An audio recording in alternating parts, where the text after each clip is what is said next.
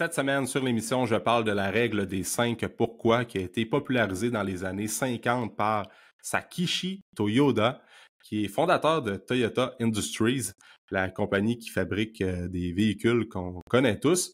Puis le but de cette règle-là, c'était de se poser 5 fois pourquoi lorsqu'on faisait face à un problème, dans le but de trouver la source ou la racine du problème. Fait que dans le cas d'un auto, je suis pas un expert en mécanique puis en auto, mais mettons que le moteur surchauffait, ben on se posait la question pourquoi le moteur a surchauffé. Puis là, après ça, ben, on avait une réponse, c'est parce que le niveau d'huile était bas. Pourquoi le niveau d'huile était bas? Parce qu'on n'a pas de système de vérification au niveau de l'huile. Bon, pourquoi on n'a pas de système de vérification? Puis on creusait comme ça jusqu'au temps qu'on pose 5 fois pourquoi, puis qu'on trouve la racine du problème. Puis, bien évidemment, Toyota, c'est une compagnie qui a fait ses preuves en termes de longévité, en termes de fiabilité aussi.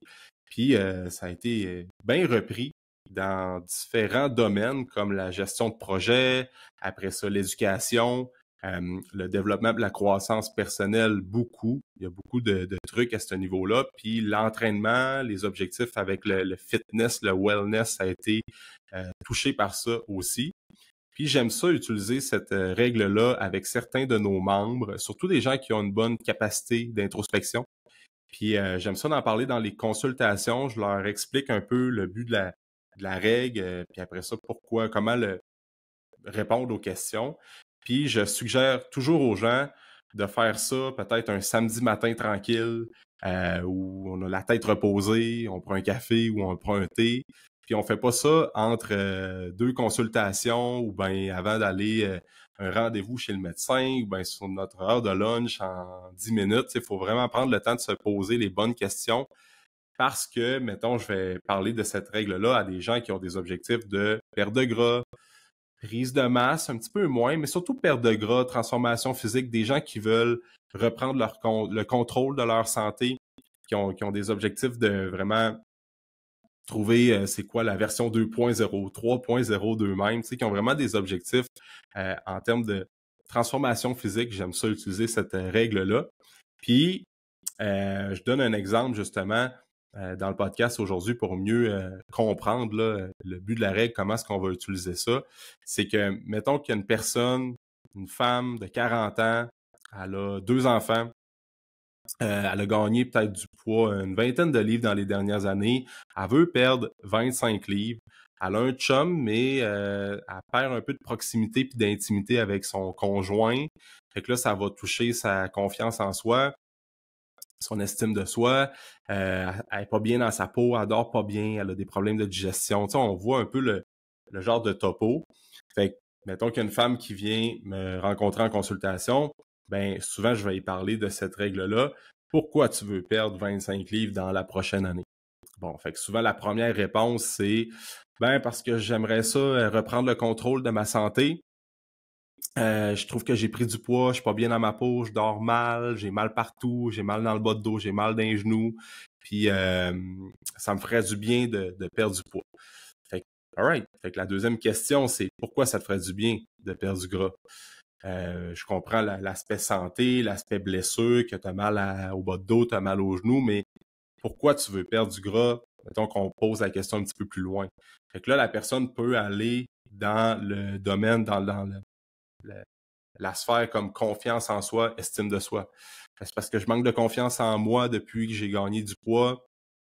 Je le vois dans mes vêtements, je suis pas confortable quand j'arrive au travail, je me sens pas bien, je me sens pas en confiance, je vais être essoufflé quand je vais monter les marches, fait que ça nuit à mon estime de soi. Alright, fait que là, on peut pousser un petit peu plus loin. Qu'est-ce que ça ferait en sorte d'avoir une meilleure estime de soi?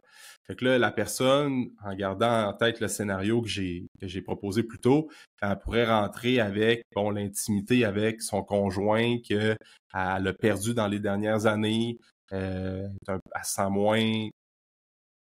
moins confiance en soi, moins bien dans sa peau, fait que ça va jouer dans sa relation, dans les relations plus intimes, fait que là on s'éloigne, veut pas.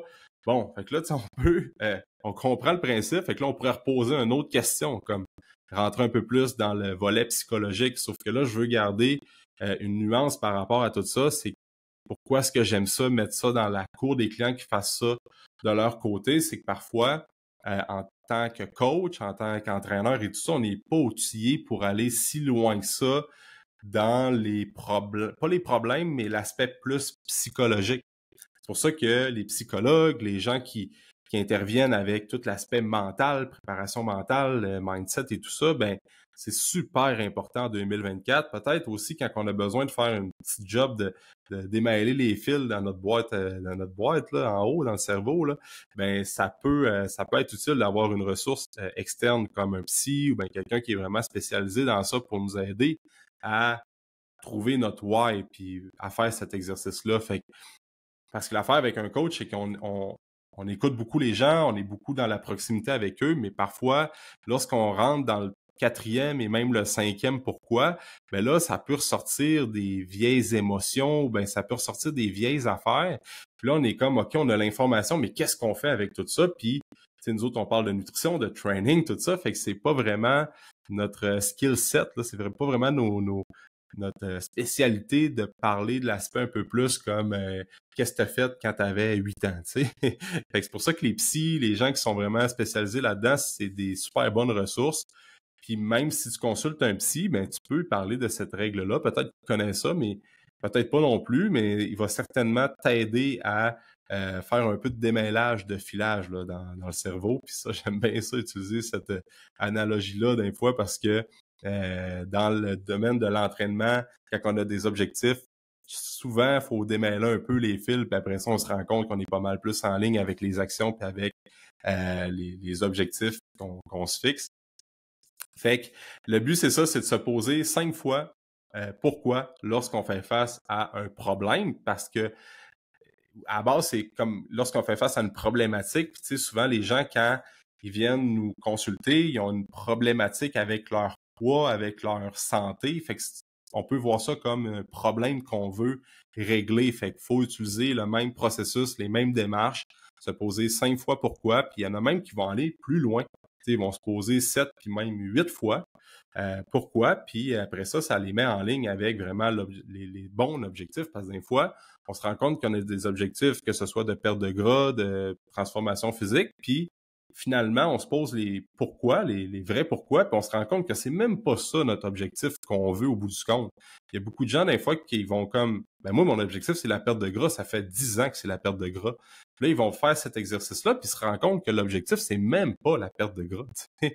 Fait que ça peut aller loin des fois, puis ça peut nous faire allumer des cloches sur c'est quoi le focus qu'on devrait avoir. Puis après ça, on va être pas mal plus en ligne à faire des actions, tu sais. Fait que je te dirais que si ça fait quelques fois, genre plusieurs années, que tu essaies de faire une perte de gras, une transformation physique, puis ça ne marche pas, je pense qu'à un moment donné, on réinventera pas la roue avec l'entraînement puis l'alimentation, là. Dans le sens que l'alimentation, il n'y a rien qui change. Boire de l'eau, manger des légumes, manger des protéines, s'entraîner régulièrement, bien dormir. Pas mal de monde qui écoute le podcast connaissent les fondements. Qu'est-ce qu'on devrait faire pour être en bonne santé? On le sait tous qu'on devrait pas manger de sucre, qu'on devrait faire attention avec notre consommation d'alcool, qu'on devrait pas fumer, qu'on devrait pas consommer de drogue. Mais la société n'a jamais mangé autant de sucre, autant de drogue, autant d'alcool, tout ça. Fait on le sait quoi faire, mais on n'a pas trouvé la raison pourquoi on devrait le faire. Fait qu'un exercice comme ça, je pense que ça peut être utile pour bien du monde. Il y a des livres décrits là-dessus, il y a des blogs sur Internet qu'on peut trouver, les 5 why sur Internet, tu vas trouver plein de documentation là-dessus qui vont t'aider à te poser les bonnes questions. Puis finalement arriver à atteindre tes objectifs une bonne fois pour toutes. OK? Fait que c'est un exercice que j'aime recommander aux gens. On prend le temps, on dresse une liste, on prend une belle feuille de papier, puis on écrit. Puis des fois, ça peut prendre une semaine, des fois, ça peut prendre 2-3 semaines avant de trouver le why. Tu sais, c'est pas obligé d'être accompli en 24 heures. Ça peut être un process qui va nous prendre peut-être 2-3 mois, ou peut-être même une journée. Tu sais, ça dépend des gens. Il y a des gens qui aiment ça se poser des questions puis creuser un petit peu plus loin, des fois prendre le temps d'aller marcher dans la forêt pour revenir écrire sur le papier. Prenez votre temps pour faire ça, puis vous pouvez appliquer ça dans n'importe quelle sphère de votre vie. Puis ça va faire vous allez faire des belles réalisations. Fait que c'est ça que je voulais parler dans le podcast de cette semaine, la règle des 5 pourquoi. pour être plus en ligne avec nos objectifs, puis en ligne avec vraiment ce qu'on veut accomplir pour vrai. Fait que that's it pour l'épisode d'aujourd'hui. Pas plus compliqué que ça. Puis by the way, pour parenthèse, pour la règle des 5 pourquoi, j'ai utilisé ChatGPT pour faire un scénario. Comme donne-moi un scénario avec la règle des 5 pourquoi. Avec une femme de 40 ans, 2 enfants, ça va pas si bien avec son conjoint. Tu sais, j'ai vraiment mis un scénario de peut-être une couple de lignes. Puis ChatGPT il a comme sorti comme m'a vraiment dressé un scénario avec vraiment comme la question 1, la question 2, c'est comme c'est mis dans la peau de la femme. Puis après ça, qu'est-ce qu'elle devrait faire comme étape, tu sais, étape 1, étape 2, étape 3, étape 4. Fait que je trouvais ça quand même intéressant. Puis un autre tips avec ChatGPT pour les gens qui le savent pas, vous pouvez l'utiliser pour faire votre meal prep puis faire votre épicerie. Vous pouvez dresser, mettons, c'est quoi qui est... vous donner un peu plus de contexte. Il faut vraiment mettre beaucoup de contexte lorsqu'on parle à l'intelligence artificielle, mais on peut trouver...